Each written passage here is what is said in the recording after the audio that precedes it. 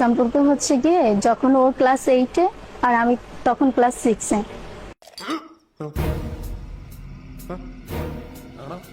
তো একদিন ও যখন ক্লাস 8-এ অ্যাডমিশন দিবে, মানে পরীক্ষা এক্সাম হয়েছে, ফাইনাল এক্সাম, তখন ওর ঘরে আমি গেছিলাম। যাওয়ার পরে ও আমার সাথে ফিজিক্যাল সম্পর্কে জড়ায় গেছে। ফার্স্টে সম্পর্কে জড়ায় গেছে, তারপর হচ্ছে আমি ওর সাথে আস্তে আস্তে কথা বলতে বলতে অনেক গভীরে চলে গেছি। ভুল করলাম বস। কি হলো বস?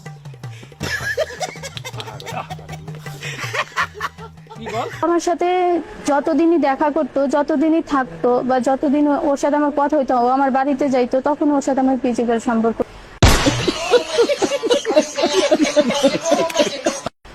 আমি যখন ঢাকা গেছিলাম, ঢাকা যাওয়ার পরে ও তখন আমার সাথে ছিল। ঢাকা যাওয়ার সময় সকাল থেকে সন্ধ্যা পর্যন্ত ও আমার সাথেই থাকতো, তখন ওর সাথে আমার মেলামেশা হয়েছিল।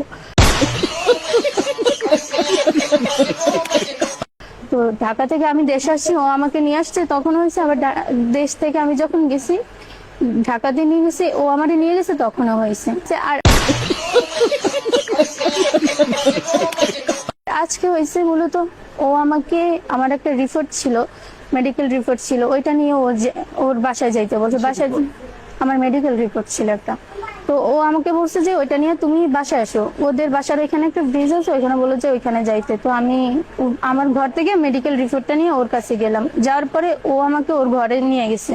ঘরে নিয়ে যাওয়ার পরে ও যায় শুয়ে পড়ছে। শুয়ে যাওয়ার পরে ওর কাছে গিয়ে আমি বললাম যে কি তুমি আমাকে ঘরে কেন আনছো, ঘরে কেন আনছো? তখন ও আমার শরীরে টাচ করছে।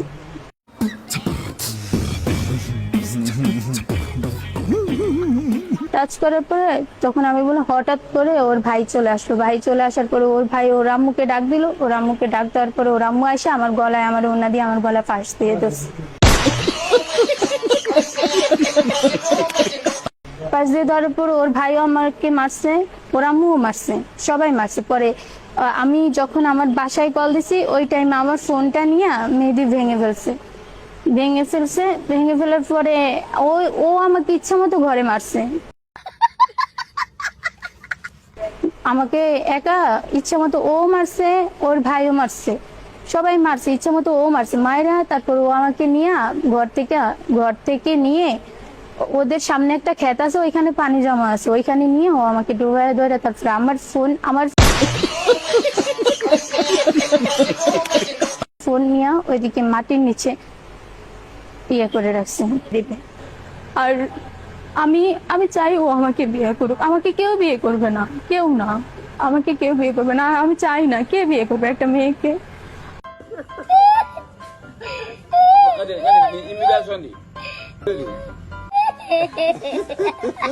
ও আমার সাথে যেভাবে সম্পর্ক করছে, এই সম্পর্ক বা এত কিছু হওয়ার পরে একটা মেয়েকে তো কেউ নিবে না। তো ও ছাড়া যদি আমাকে কেউ নেয়, কেউই নিবে না।